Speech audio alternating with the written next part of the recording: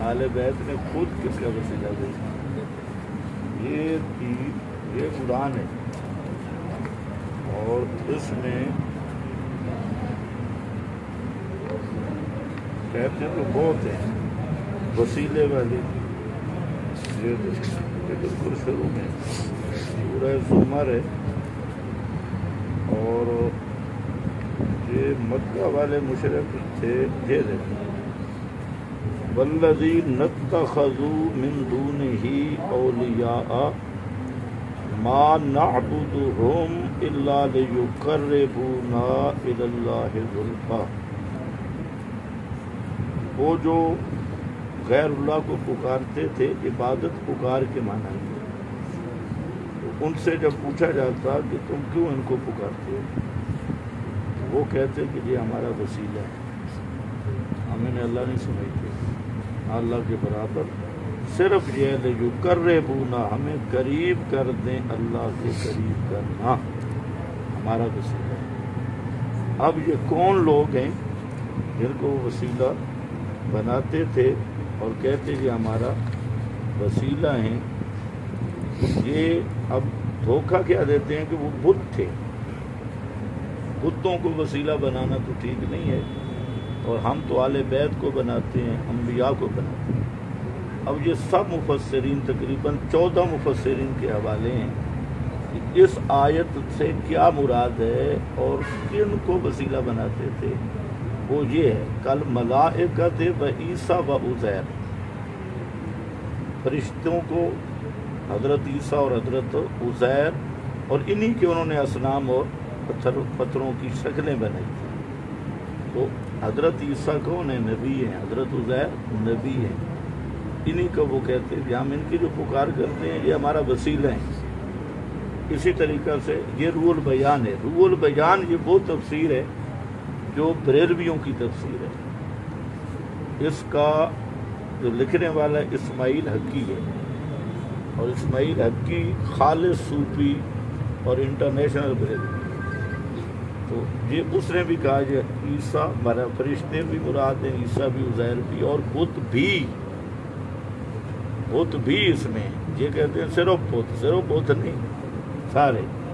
اسی طرح یقولون للملائکۃ ولعیسیٰ ولعزیر، الدر المنصور ہے بابا سیوطی. بابا سیوطی بھی کہتا ہے ما نعبدہم الا لیقربونا الی اللہ زلفی سے مراد انبیاء اور فرشتے. اور اسی طریقہ سے یہ آگے سارے ان تفسیروں کے حوالے ہیں. یہ جتنے بزرگ ہیں وہ سب یہی کہہ رہے ہیں کہ اس سے مراد ہے انبیاء اولیاء کی پکار کرتے اور کہتے کہ یہ ہمارا وسیلہ ہے. تو وسیلہ جو ہے دو قسم کے ہے، دنیاوی وسیلہ بھی، دینی وسیلہ بھی. دنیاوی وسیلہ کی مثال میں دیتا ہوں کہ ایک آدمی بھوکا ہے، اب بکرے کا گوشت بھی پڑا ہے، خنزیر کا بھی پڑا ہے. بکرے کا گوشت کھائے گا وہ بھی وسیلہ ہے بھوک ختم ہونے کا، اور خنزیر کا کھائے گا وہ بھی وسیلہ ہے بھوک ختم ہونے کا. دنیاوی اعتبار سے بھی وسیلہ دو قسم کے، جائز بھی اور ناجائز. اسی طرح شرعاً بھی وسیلہ دو قسم کے. ایک وسیلہ جائز ہے، اور وہ سب سے بہترین وسیلہ جو اللہ تعالیٰ نے ذکر کیا ہے وہ اللہ تعالیٰ کے اسماء حسنہ کا وسیلہ ہے. سورۃ فاتحہ ہے. سورہ فاتحہ کا ایک نام ہے تعلیم المسالہ. اللہ سے مانگنے کا طریقہ کیا ہے؟ یہ مانگنے کا طریقہ وہ کیا ہے؟ الحمدللہ رب العالمین.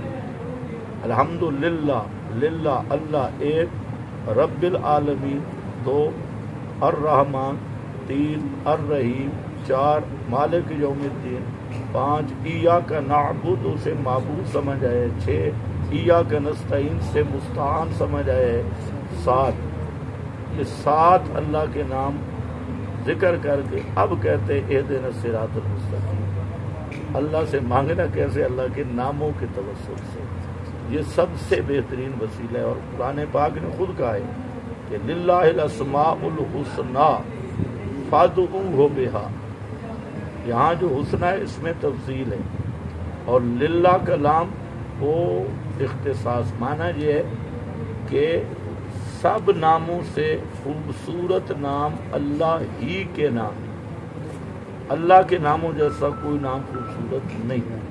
فرمایا جب سب سے خوبصورت نام اللہ کے ہیں تو فادعوہ بہا، یہ پاپسیہ علماء کہتے ہیں اذا کان الامر کذالک، جب یہ مانتے ہو کہ سب سے خوبصورت نام اللہ کے ہیں تو اللہ کے ناموں کے وسیلہ سے مانگا کرو، یہ قرآن ہے۔ اب دوسرے نمبر پہ ایمان اور عمل صالح کا وسیلہ، یہ نبی کریم علیہ السلام کی احادیث سے ثابت ہے۔ عمل صالح کا وسیلہ کا یہ معنی ہے کہ وہ دھمکی دی جاتی ہے، وسیلہ کا مطلب اس کا حوالہ دینا۔ مثلا 3 آدمی غار میں پھنس گئے، بخاری میں حدیث ہے، اوپر سے پتھر آ پڑا، غار کا منہ بند ہو گیا، تو انہوں نے کہا ہم اپنے نیک اعمال یاد کر کے اللہ سے مانگیں۔ اللہ کے رسول نے امت کو ترغیب کے لیے یہ واقعہ بیان کیا۔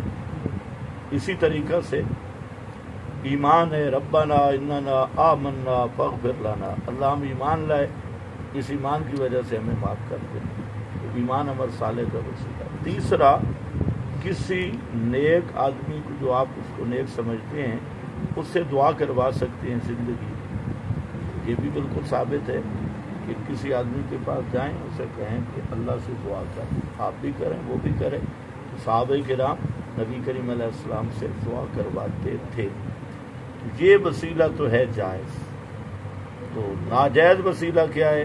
مردوں کو پکارنا، اور چاہے قبر پہ جا کے پکارے، چاہے جہاں یا علی مدد جو بھی کرے، تو یہ وسیلہ ہے شرکیہ اور کفریہ وسیلہ ہے۔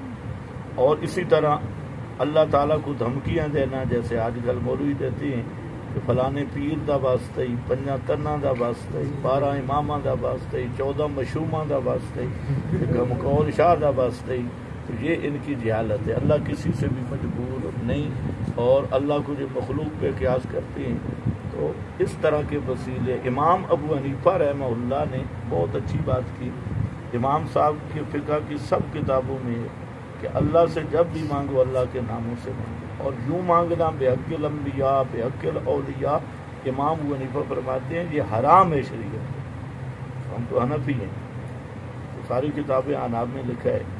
تو اب ہم کہتے ہیں وسیلہ کا جھگڑا نہیں ہے، وسیلہ ہم بھی مانگتے ہیں، تم بھی کہتے ہو ہم وسیلہ مانگتے ہیں، سوال ہے وسیلہ جائز کون سا ہے، ناجائز کون سا ہے۔ تو ہم اللہ کے رسول نے ایک وسیلہ سکھایا ہے، ایک مٹایا ہے۔ یہ جو مشرکوں والا وسیلہ تھا وہ آپ نے مٹایا، غیر اللہ کی پکار والا وسیلہ، غیر اللہ کی دھمکیوں والا وسیلہ، یہ رسول نے مٹا دیا۔ اللہ کے ناموں والا وسیلہ یہ بتا دیا، تو جو وسیلہ رسول نے بتایا ہم مانتے ہیں، جو اللہ کے رسول نے مٹایا ہم اس پہ رد کرتے ہیں۔